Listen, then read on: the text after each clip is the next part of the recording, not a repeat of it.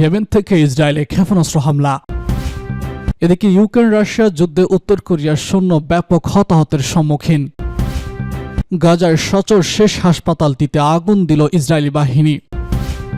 ইউক্রেনে উত্তর কোরিয়ার সেনাদের ব্যাপক প্রাণহানি বলছে হোয়াইট হাউস। হুতিদের হামলা ঠেকাতে প্রথমবারের মতো মার্কিন থার্ড মোতায়েন করল ইসরায়েল।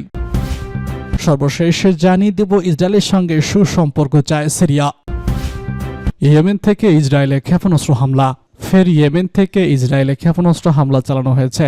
ইসরায়েলি সামরিক বাহিনী জানিয়েছে ইয়েমেন থেকে ছোড়া একটি ক্ষেপণাস্ত্র ইসরায়েলি ভূখণ্ডে প্রবেশ করার আগেই তা প্রতিরোধ করেছে তাদের বিমান প্রতিরক্ষা ব্যবস্থা। খবর আল জাজিরার।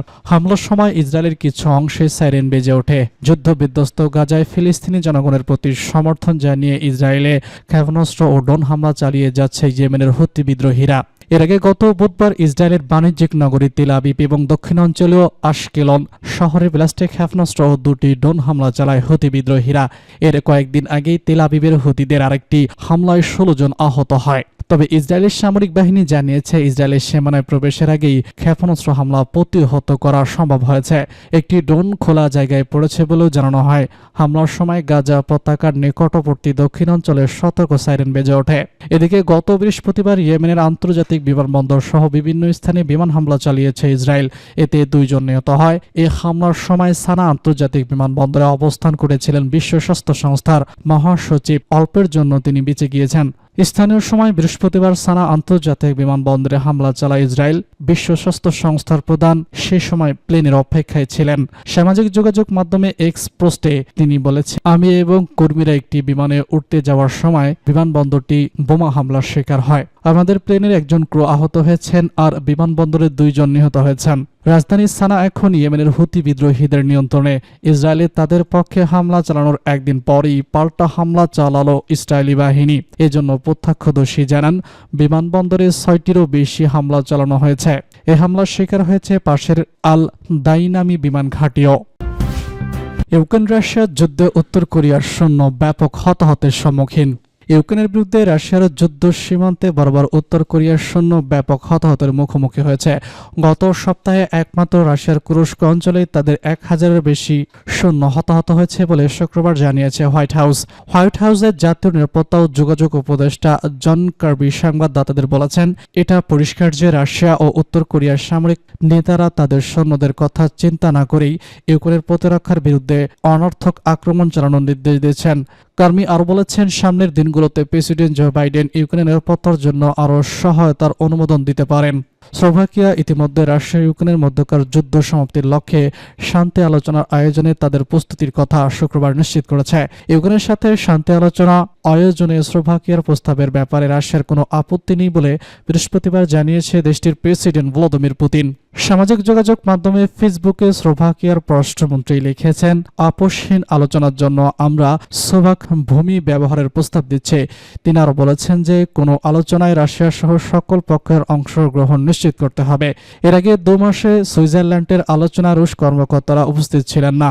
ব্লোনার বলেছেন, রাশিয়ার প্রেসিডেন্টের বিবৃতি আমরা যত দ্রুত সম্ভব এই রক্তক্ষয়ী যুদ্ধ বন্ধের একটি ইতিবাচক ইঙ্গিত হিসেবে দেখছি।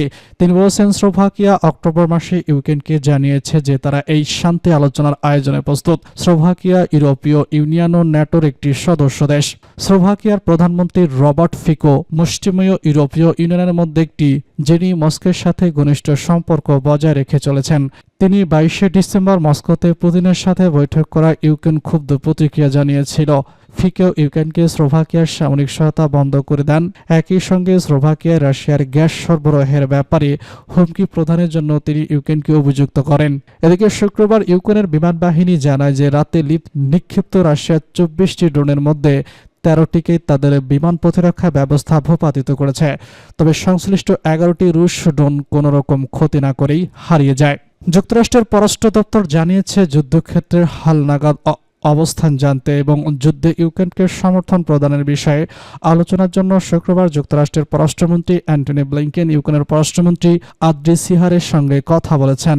শুক্রবার এক বিবৃতিতে পররাষ্ট্র দপ্তরের মুখপাত্র ম্যাথু মিলার বলেছেন, ইউক্রেনের স্বাধীনতা রক্ষায় পররাষ্ট্রমন্ত্রী ইউক্রেনের জনগণের প্রতি যুক্তরাষ্ট্রের অবিচল সমর্থনের কথা ব্যক্ত করেছেন।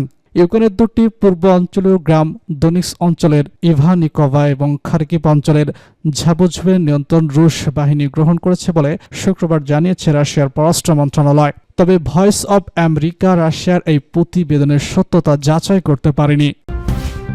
গাজার সচল শেষ হাসপাতালটিতে আগুন দিল ইসরায়েলি বাহিনী।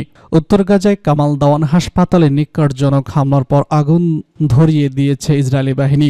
এটি গাজার কোনো মতে সচল থাকার শেষ হাসপাতাল। শুক্রবার কাতার ভিত্তিক গণমাধ্যম আল জাজিরা এই খবর জানায়। গাজার স্বাস্থ্য মন্ত্রণালয় বলছে কামাল দাওয়ান হাসপাতালের সাথে যোগাযোগ বিচ্ছিন্ন হয়ে গেছে। একই সাথে হাসপাতালটির বেশ কয়েকটি ভবনে বড় আগুন ছড়িয়ে পড়ার কথা জানিয়েছে স্বাস্থ্য মন্ত্রণালয়। সামাজিক যোগাযোগ মাধ্যম এক্সে দেওয়া এক পোস্টে বিশ্ব স্বাস্থ্য সংস্থা বলেছে, সকালে চালানো অভিযানে উত্তর গাজার সর্বশেষ বড় স্থাপনা কামাল দাওয়ান হাসপাতালের কার্যক্রম বন্ধ হয়ে গেছে।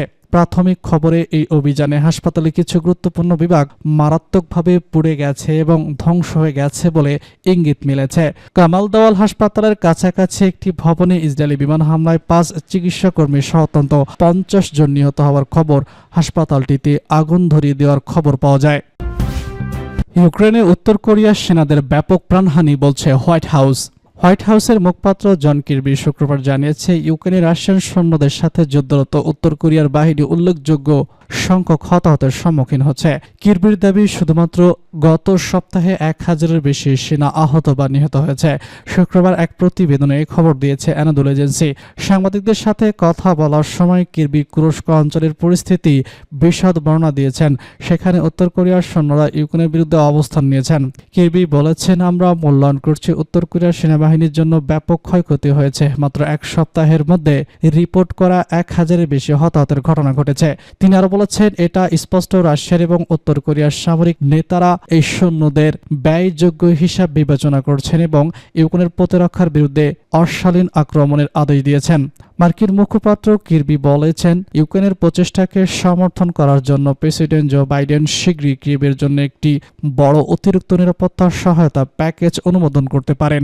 ঐতিহাসিকভাবে উত্তর কোরিয়া রাশিয়ার পরিচিত মিত্র ছিল এবং এটি অস্ত্র বা সামরিক সরবরাহ সব বিভিন্ন উপায়ে মস্কোকে পরোক্ষ সহায়তা প্রদান করেছে। ইউক্রেনে উত্তর কোরিয়ার সৈন্যদের সরাসরি মোতায়েন সংঘাত বৃদ্ধির জন্য উল্লেখযোগ্য কারণ ভাবা হচ্ছে। যদি এই দাবি সত্য হয়, তবে নির্ভরযোগ্য উৎস থেকে বিশদটি যাচাই করা গুরুত্বপূর্ণ হবে, কারণ ইউক্রেনে উত্তর কোরিয়ার সম্পৃক্ততার বৃহত্তর ভূরাজনৈতিক প্রভাব থাকতে পারে, বিশেষ করে উত্তর কোরিয়া, রাশিয়া এবং পশ্চিমা দেশগুলোর মধ্যে সম্পর্কের ক্ষেত্রে। উত্তর কোরিয়া ব্যাপক ক্ষয়ক্ষতির সম্মুখীন হলে কিম জং উনের সরকারকে হয় ক্ষয়ক্ষতি কমিয়ে আনতে বা ইউক্রেনকে আরও হতাহতের ঘটনা এড়াতে পদক্ষেপ নিতে বাধ্য হতে পারে। হুতিদের হামলা ঠেকাতে প্রথমবারের মতো মার্কিন থার্ড মোতায়েন করল ইসরায়েল। ফিলিস্তিনের গাজা থেকে শুরু করে ইরান, লেবাননের হিজবুল্লাহ ও ইয়েমেনের হুতিদের সঙ্গে সংঘাতে জড়িয়ে পড়েছে ইসরায়েল। আত্মরক্ষার্থে এমন পরিস্থিতিতে গত অক্টোবরে ঘনিষ্ঠ মিত্র যুক্তরাষ্ট্রের কাছ থেকে থার্ড পেয়েছে তেল আবিব। এটি যুক্তরাষ্ট্রের সবথেকে শক্তিশালী আকাশ প্রতিরক্ষা ব্যবস্থাগুলোর একটি।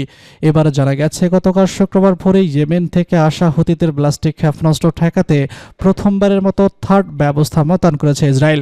শনিবার এক প্রতিবেদনে খবর দিয়েছে টাইম অব ইসরায়েল। থার্ড বার terminal high anti air system হুতিদের ছোড়া ক্ষেপণাস্ত্রটি আটকানোর চেষ্টা করার জন্য ব্যবহার করা হয়। বিষয়টির সাথে পরিচিত একটি সূত্র রয়টার্সকে এই তথ্য জানিয়েছে। ন্যাশনাল মিডিয়ার পোস্ট করা ফুটেজে দেখা গেছে থার্ড সিস্টেম একটি ইন্টারপোর্টাল চালু করছে। ভিডিও ক্লিপটিতে একজন মার্কিন সৈন্যকে বলতে শোনা যায়, আমি 18 বছর ধরে এটির জন্য অপেক্ষা করছিলাম। আইডিএফ বলেছে, হুতিদের ছড়া ক্ষেপণাস্ত্রটি বিমান প্রতিরক্ষা দ্বারা ভূপাতিত করে দেওয়া হয়েছে। ইসরায়েলি বা আমেরিকান সিস্টেম করা হয়েছে কিনা তা উল্লেখ করা হয়নি। মার্কিন প্রতিরক্ষা দপ্তর পেন্টাগন তাৎক্ষণিকভাবে মন্তব্যের অনুরোধের জবাব দেয়নি। থার্ড সিস্টেম ব্যবহার করা হয়েছে অত্যাধুনিক রাডার রয়েছে, ক্ষেপণাস্ত্রের ছোড়া ক্ষেপণাস্ত্র, রকেট এবং যুদ্ধবিমান ধ্বংসের জন্য শক্তিশালী ক্ষেপণাস্ত্র। থার্ড নিজেদের 150 থেকে 200 কিলোমিটারের মধ্যে আসা ব্যালিস্টিক ক্ষেপণাস্ত্র নিমিষেই ধ্বংস করতে পারে। এর সফলতা আরও খুব বেশি। যুক্তরাষ্ট্রের সংপ্রেশনাল রিসার্চ এর তথ্যমতে দেশটির হাতে বর্তমানে থার্ডের 7টি ব্যাটারি রয়েছে। প্রতিটি ব্যাটারিতে রয়েছে 7টি করে ট্রাক। প্রতিটি ট্রাকে আবারও যুক্ত করা 8টি ক্ষেপণাস্ত্র। এছাড়া প্রতিটি ব্যাটারিতে একটি শক্তিশালী রাডার ব্যবস্থা, ক্ষেপণাস্ত্র উৎক্ষেপণের জন্য নিয়ন্ত্রণ ব্যবস্থা ও যোগাযোগ ব্যবস্থা রয়েছে। এই 7টি ব্যাটারির একটি ইসরায়েল যুক্তরাষ্ট্রকে পাঠিয়েছে।